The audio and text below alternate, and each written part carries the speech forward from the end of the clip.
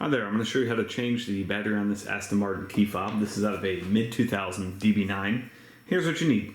You need a small Allen wrench. This is a 5/64. You need a small Phillips head screwdriver. You also need your replacement battery. This takes one of the 2032 batteries. Get these on Amazon. All these tools are on Amazon. They're very inexpensive, and there's links below in the description. All right, so first order of business, flip this over, and this is where the Allen wrench goes in right here.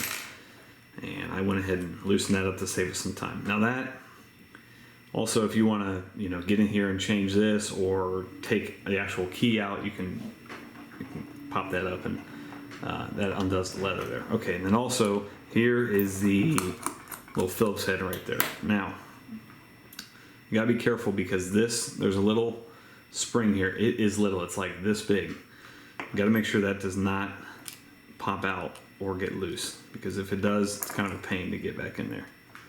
You can see it right there. It's very, very small. So just be gentle with that. Okay, so here's the actual battery. You can take your little screwdriver and pop out the old battery. New battery, it says right here, plus side down. Pop that in. This goes just like so. Give it a little. So you got to feather this end in first. Okay. Then screw this down. Push that in. Take that little guy. Screw that all the way in. You're all set. Thanks so much for watching. Make sure you hit that thumbs up button.